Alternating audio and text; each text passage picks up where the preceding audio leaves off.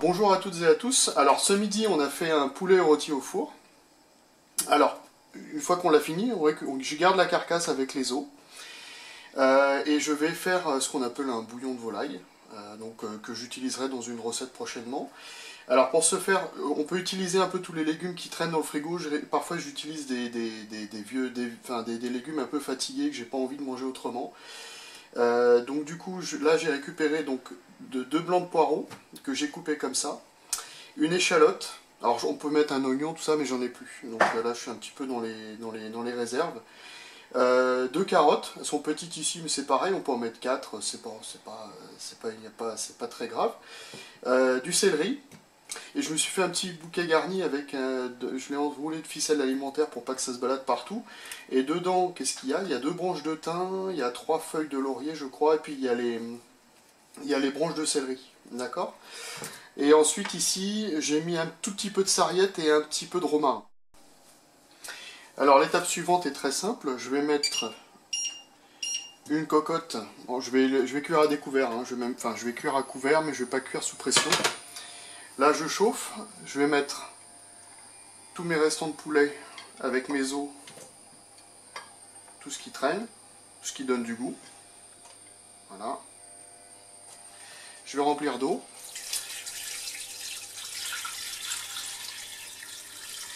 Alors pas pour la recette, il y a environ 1 litre d'eau. D'accord. Donc mon but, récupérer le bouillon à la fin, ça sera à peu près, je récupère à peu près un peu moins de la moitié en volume. Donc si je mets 1 litre d'eau, je vais tâcher de récupérer que la moitié. Donc là j'ai ma volaille qui va tremper comme ça. Je mets tous mes ingrédients. Mon bouquet garni, mes branches de céleri, mes deux carottes et mon échalote. Et je mets mes épices, voilà.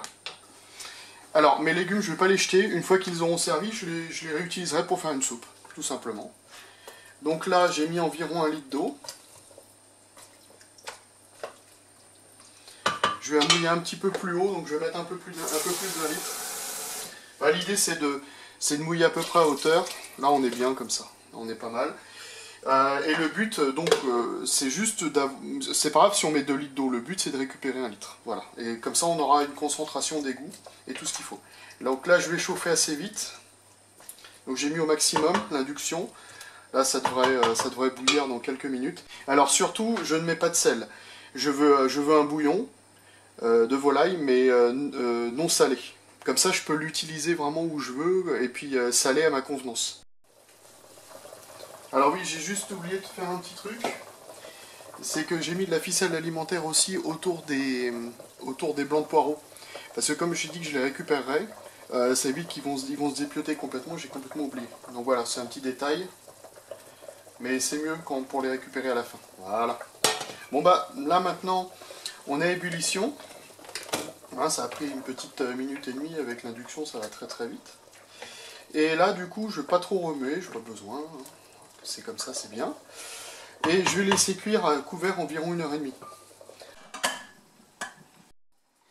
Donc là, on arrive à environ 3/4 d'heure.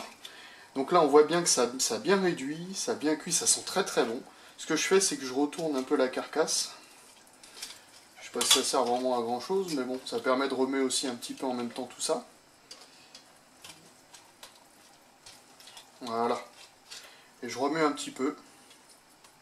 Et là on va continuer encore à cuire environ 40-45 minutes, ça devrait être pas mal. Et voilà, on recouvre et c'est reparti pour 40-45 minutes.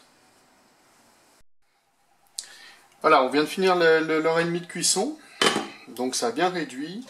Donc ce qu'on va faire, on va enlever tout ce qui ne nous intéresse plus.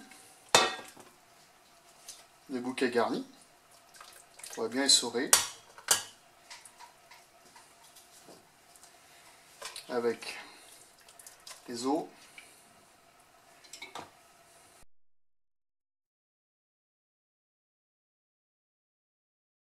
Et on prend une assiette creuse et on va récupérer les ingrédients. Ceux-là, on va les mettre dans une soupe.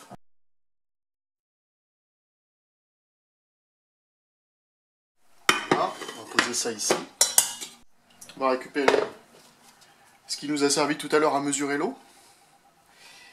Et on va voir où on en est. Je voulais un peu moins de la moitié, je suis bien. Voilà, j'ai fait place propre.